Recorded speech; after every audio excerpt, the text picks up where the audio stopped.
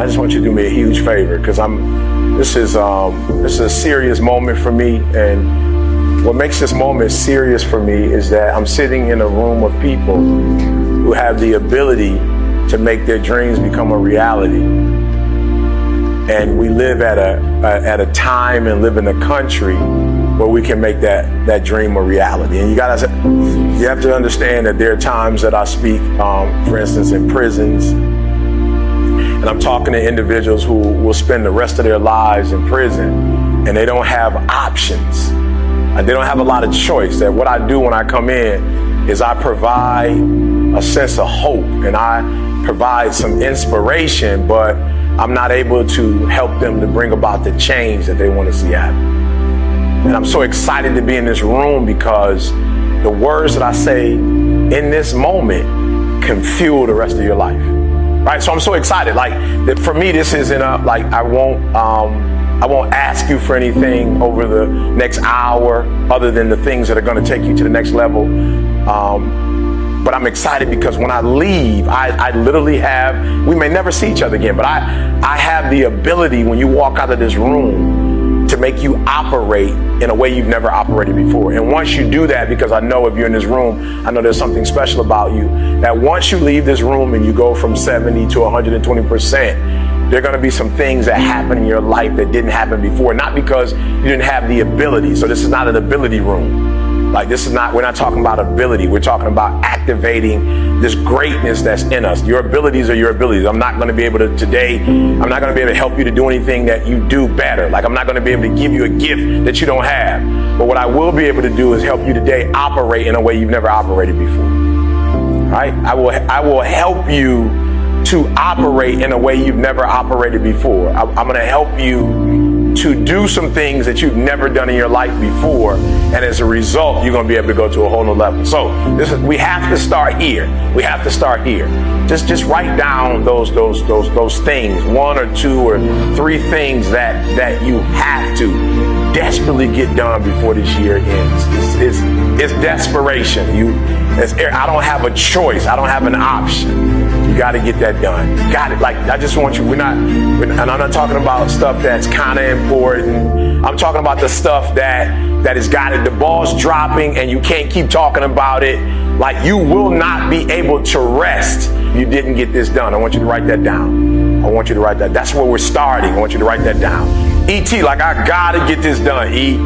Like, this is no option. This is not like a vacation. This is not, just making a couple more dollars for the sake of buying a car, a house. Like, E, this is some life and death stuff. E, like, this is some change the trajectory of my life stuff. E, this is like, it's going to put me in a place like where I'm just going to be able to get to that place that I've been trying to get to. I want you to write that down. And it was, look, guys, I'm being honest. It was like random. It was like just totally random. It was out of nowhere. It was the Christmas holiday, and Carl, our videographer, had his family over, and at that time, we lived around the corner from each other. Now we live on the same block. Random, right? Christmas was over. We're just going to the house, just eating dinner. It just was a random night. And somehow we got to talking, and Carl's wife is from Barbados, and she didn't have citizenship. So unfortunately, she was in the States without citizenship, and so she had to stay in school in order to eventually get her citizenship. So she did her master's degree, and she was in her PhD, and it was weird. It was just like, yo, E.T., I don't know how it happened, but it was like, yo, E.T., my wife is going to get her degree before you get yours. Right? I'm an American citizen. Like, I'd already been in the program for a few years, and and it was, I don't know, but have you ever heard, like, when it's your time, like, it's that moment. It's like, enough is enough. I can't tell you. People have asked me before, Eric, when you get your PhD? I'm like, I'll get it done. E.T., how far are you in the process? Finish all my coursework. I just got to write the dissertation. But it was something about that night that was different. It was almost the end of the year. And I remember Carl, listen to me very closely, guys. I'm being real with you. I didn't even have a conversation with Carl. Like, we never even talked about it afterwards. I never said anything to him about it, but I felt this guilt.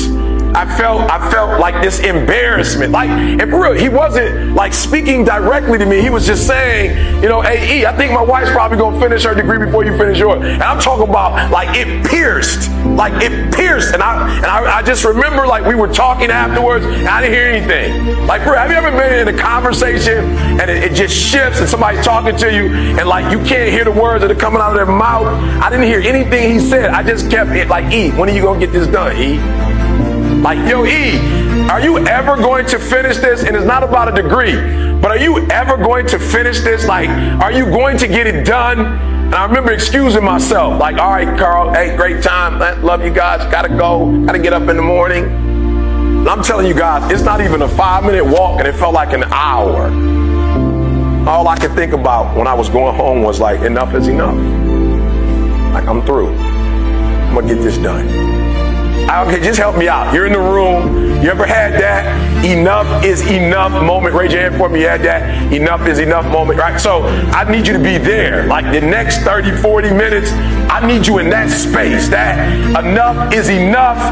I'm not dumb, like I can get a PhD, has nothing to do with that. It has everything to do with the fact that I just didn't say, all right, this is the year, right? And so that thing you wrote down, I need you to do me a huge favor. I don't know if you have a pen or a piece of paper. I don't even know if you can do this on your phone, but I want you to kind of put a year next to that for me. Put a year. I want you to just put a year on that for me. Like, don't make up, like, don't do it for me. A real number. Just give me like a real solid number, right? And I remember saying to myself, like, yo, if we come back next year for Christmas and your family's here,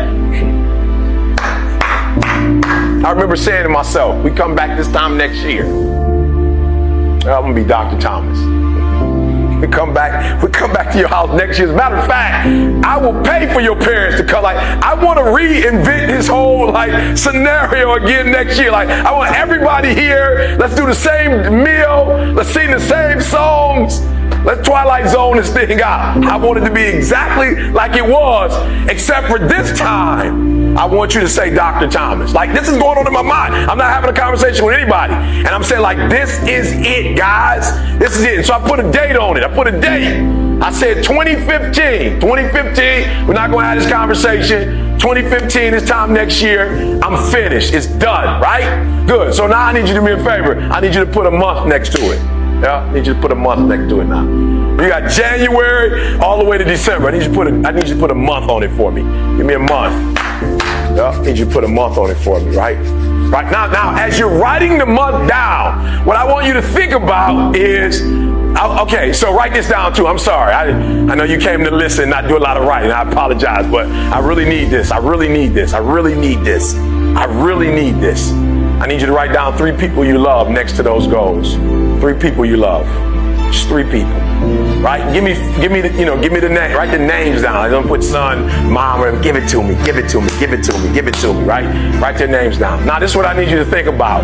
What I need you to think about is how this goal or these goals will revolutionize their lives. Like, I really want you to think about, okay, you can do this later. When you get home, you can do this later, but I want you to write down for each one of them, give me 3 ways. Please do this when you get home. If you really love them, like you say you love them, when you get home, I need you to write their names down, and I need you to write down when you get to this place, when you finally make this thing happen, how is it going to empower them? How is it going to change their life? And all I can think about is, wow, if I get this PhD, like I can just like change the zeros. Change the zeros. Like, I just remember thinking, like, there were doors that were closed to me in the United States of America, right? Because of the nationality that I come from or the part of town that I come from. And I specifically remember people picking other people over me for speaking engagements that weren't as good as I was. I remember people using the excuse of you're not qualified enough. And I remember the PhD, we're going to solve all of that. Like, no more ET ain't qualified. No more, like, we're going to pick this bird over this bird. Like, no. This PhD is going to open doors for me that were once closed, which means it's going to open doors for my daughter, which means it's going to open doors for my wife, which means it's going to open doors for my mother, which means it's going to open doors for CJ, which means it's going to open doors for Carl. And so every day when I woke up, I remembered the people that this degree would affect. And so the days I did not feel like studying, the days I did not feel like writing, the days I wanted to sleep on the plane, I thought about CJ and his family. I thought about Carl and his family. And I said, E.T., keep going. Listen to me very closely. The reason why you stop and start, and you stop and you start, and you stop and you start, is because the goal is not meaningful enough. That's something about the goal that if you quit, it's not going to hurt nobody. If you quit, it's not going to change nothing. If you quit, it's not that deep. Look, this is what I need you to do. So immediately when I left that house and I made up in my mind that I was going to get the PhD, I remember immediately doing a TGIM saying, all right, it's over. It's over. A year from now, I will be Dr. Thomos. And I just didn't speak it into the atmosphere. I spoke it to people who would hold me accountable. Write it down. Write it down. Who's going to hold you accountable? Who's going to hold you accountable? Who's that person? Who's that person? And some of you have been a part of the real estate program. Some of you just come to hear me. When you leave, I need you to call that person, that guy, that young lady, that mother or that father. Like, I need you to call that person and say, yo, I got to do these 3 things before this month and before, and this is who I'm doing it for, and this is why I'm. So just somebody real quick over here, because we gotta make this real. Somebody over here real quick, we gotta make this real. Somebody tell me, who's that person you calling over here? Who's that person you calling? Who's that person that on this side, that person who's gonna hold you accountable? Who's that person? You've identified that person. I need you to raise your hand for me. Tell me who that person is. Yes, sir. Who's that person? Good. Look, I need you to hear me. Here's the last step and we move it forward. The last step is I need you to identify that person. And I identified that person. After I went on YouTube and said, hey, guys, I'm marching. Matter of fact, I turned it into an event. Listen to me very closely. I rented out a space. I put the deposit down. I tasted the food. Like we did a tasting. I decided what food we were going to eat. The linen. We had to decide what linen. This is 8 months before I even graduated.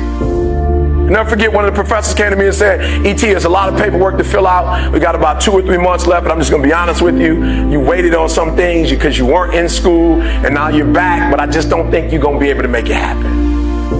And I laughed. I chuckled.